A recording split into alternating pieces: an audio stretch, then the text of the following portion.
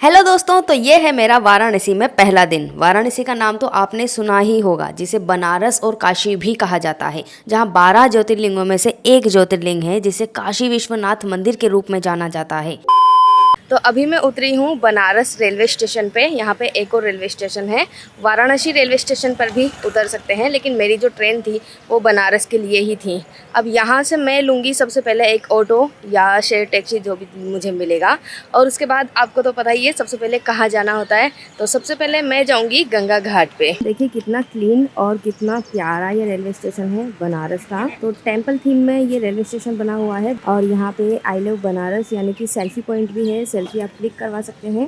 पास में ये छोटा सा सरोवर है। तो मेरा जो टारगेट रहता है वो यही रहता है कि रात को सफ़र कर लो अच्छे से, और सुबह उठ के जो भी अपना डेस्टिनेशन है वहाँ पर चले जाओ। तो मैं जा रही हूँ गंगा घाट पर, लेकिन इस बार मेरे साथ मेरा ट्रैवल पार्टनर प्रशांत नहीं है, क्योंकि ये मैंने खुद के लिए ही एक प्लान किया था। छोटा सा ट्रिप है, सिर्फ 2 डेज़ का है, लेकिन इसमें एक थोड़ा सा सस्पेंस और थोड़ा सा सरप्राइज़ है, वो मैं आपको वीडियो के एंड में बताऊंगी। तो ये है मेरी सोलो ट्रिप, जैसे मैं शुरू करती हूँ दिल्ली से रात को ट्रेन पकड़कर मैं पहुँच जाती हूँ अगली सुबह बनारस रेलवे स्टेशन, और हर हर महादेव का नाम लेकर बड़े ही उत्साह के साथ मैं अपने दिन की शुरुआत करती हूँ। तो रेलवे स्टेशन के बाहर से ही मुझे मिल जाता है एक ई रिक्शा, जिसका किराया मुझे पड़ता है 50 रुपये।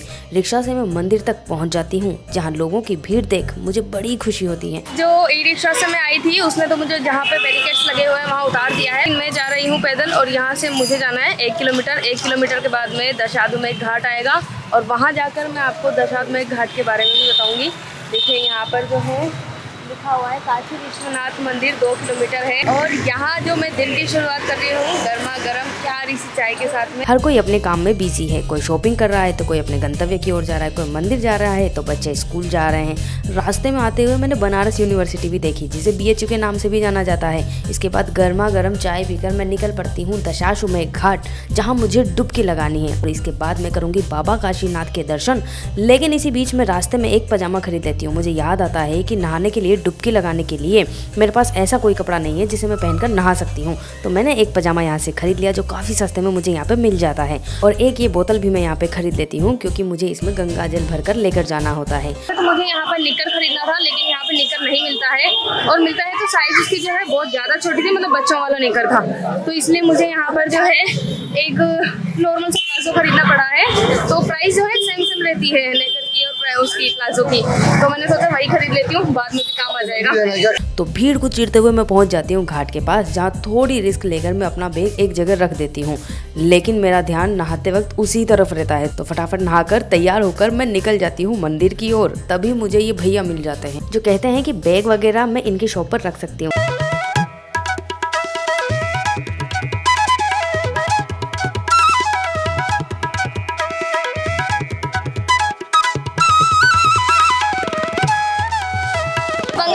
नहाकर मैं आ चुकी हूँ, और अब मैं पहले जाऊंगी मंदिर के दर्शन करने के लिए। तो यहाँ मुझे ये भैया मिले हैं, इनकी शॉप से मैं प्रसाद लूँगी, वहाँ पे अपना बैग रखूँगी, क्योंकि मंदिर के अंदर बैग अलाउड नहीं है, तो इसके लिए आपको बाहर लोकर में या कहीं भी किसी शॉप पे बैग रखना पड़ता है। यहाँ 4 घाट है, 4 गेट है। ये आपका कॉरिडोर जो घाट पे बना है वो गेट बंद है, इस समय बाढ़ के चलते। ये गेट नंबर 2 है, यहाँ से 200 मीटर मंदिर।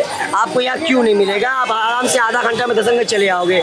और जो सिंह द्वार है वो सावन में नहीं खुलता है वो गेट। फिर यहाँ से 4 किलोमीटर पे आप जाएंगे, 4 नंबर गेट जाना 1.5 किलोमीटर, तो यहाँ से आपका जल्दी दर्शन हो जाएगा यहाँ से आपका। तो मैं गेट नंबर 2 से जाऊंगी, जो कि गली से होके जाना पड़ता है, और इनकी शॉप से 200 मीटर दूर वो मंदिर है। और सिंह द्वार जो है श्रावण मास में बंद कर देते हैं, क्योंकि काफ़ी ज़्यादा भीड़ होती है, काफ़ी ज़्यादा लोग यहाँ पर आते हैं। तो ये देखिए बनारस की छोटी छोटी गलियाँ,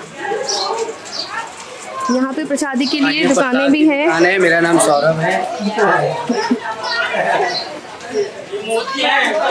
Actually, I'm a tourist guide, so for us it's very difficult to speak Hindi to explain you everything. I can explain you English everything because I am working for tourism.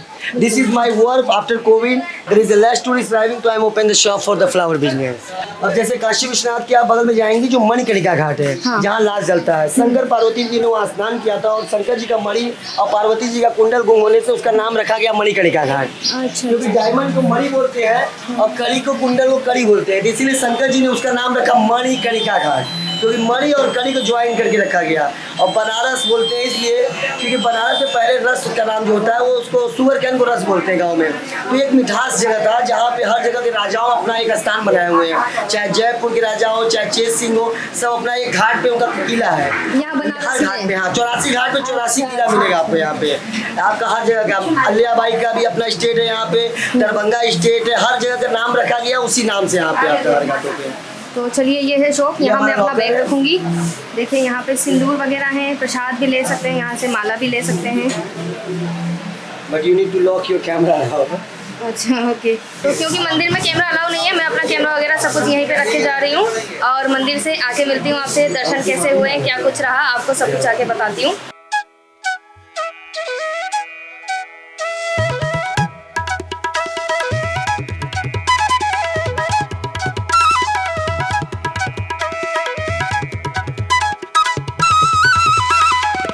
Kashi Vishwanath मंदिर के मैं दर्शन करके आ चुकी हूँ और ये मैंने दूसरी बार दर्शन किए हैं। इससे पहले मैं आई थी 2018 में, तब मैंने दर्शन किए थे काशी विश्वनाथ भगवान के और हम उस टाइम पे 80 घाट घूमे थे और प्रशांत मेरा भाई मेरे साथ में था। तो बैग मैंने रख दिया था अपना शॉप पे और अच्छे से मैं मंदिर में दर्शन करके आ गई हूँ।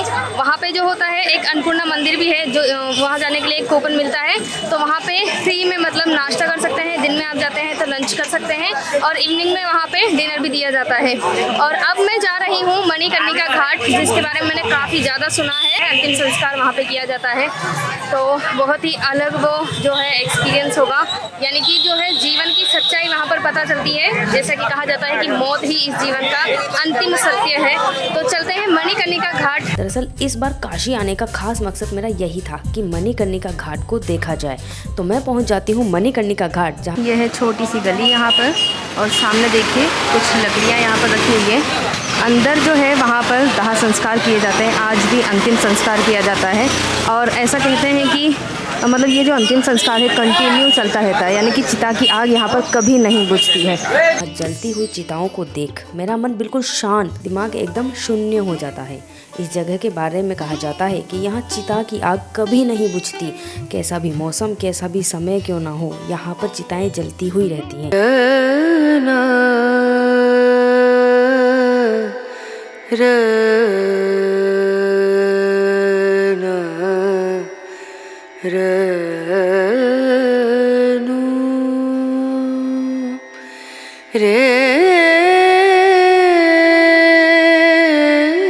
इसके बाद बाबा भैरव के मंदिर दर्शन करने के लिए मैं अपने कदमों को बढ़ा लेती हूँ और इस दौरान मैं काशी की इन संकरी सकरी गलियों को भी नाप लेती हूँ। और इसके बाद हो जाती है बारिश। बारिश के बीच मैंने बनारस के पान का स्वाद भी चख लिया।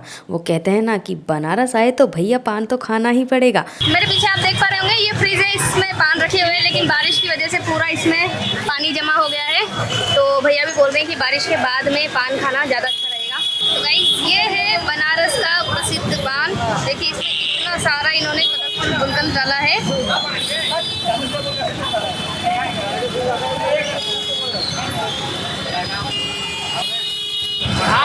वैसे पान को पूरा खाया जाता है, लेकिन मैं एक बार में नहीं खा सकती, इसलिए मैं थोड़ा थोड़ा खाऊंगी। तो भाई मैं यही कहूँगी कि बनारस आए तो यहाँ का पान को ज़रूर ट्राई करें। ये लीजिए आपके लिए। तो लगे हाथ में यहाँ का गर्मा गर्म समोसा भी टेस्ट कर लेती हूँ और लास्ट में पंच घाट पहुँचकर मैं खुद के साथ 2 घंटे का समय बिता लेती हूँ। तो यहाँ से नीचे चल के अब मैं जाऊँगी पंचगंगा घाट पे। तो पंचगंगा घाट जाने के लिए मैं पहुँच गई हूँ। यहाँ से नीचे सीढ़ियाँ हैं और यहाँ से मैं जाऊँगी। बहुत ही सुंदर ये घाट है वाराणसी का। और इससे पहले आपने देखी है वाराणसी की बहुत ही खूबसूरत छोटी छोटी गलियाँ, क्योंकि वाराणसी जो है इन गलियों के लिए ही सबसे ज़्यादा जाना जाता है।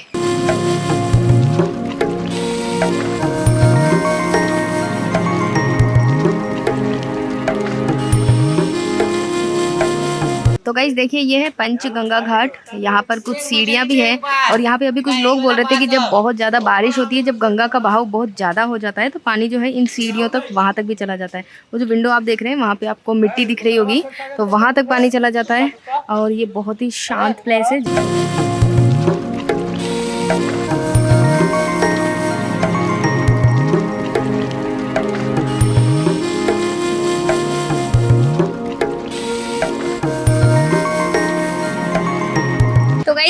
पंचगंगा घाट पे मैं यहीं पे इस व्लॉग को एंड करती हूँ। बनारस का पान खाया, बनारस की चाय पी और भी कुछ करूँगी बाकी सब एक्टिविटीज़, लेकिन एक जो छोटा सा सस्पेंस मैंने क्रिएट किया था व्लॉग के शुरुआत में वो भी मैं एंड कर देती हूँ। तो सस्पेंस ये था कि अब मैं जा रही हूँ अपने फ्रेंड के घर जो कि यहाँ पे रहती है, यानी कि जो मेरी फ्रेंड है प्रिया, उसकी यहाँ पे शादी हुई है। तो अब मैं उसके पास जाऊँगी। हालांकि उसके लिए ऐसा है कि मैं अभी ट्रेन में हूँ, क्योंकि अगर मैं उसको बता देती कि मैं सुबह अर्ली मॉर्निंग आई हूँ तो वो तुरंत मुझे बुला लेती, लेकिन मुझे चाहिए था कि थोड़ा सा मैं अकेला एक्सप्लोर करूँ। उसके बाद अब मैं उसके पास जाऊँगी और फिर अब हम कल कहाँ कहाँ घूमेंगे, मैं वहाँ पे उसके घर जाके क्या क्या करूँगी उसके लिए अलग से सेपरेट ब्लॉग बनाऊँगी। तो मिलती हूँ अगले ब्लॉग में, तब तक के लिए टाटा बाय बाय, जय माता दी, हर हर महादेव। और यहाँ पास में है गंगा मंदिर।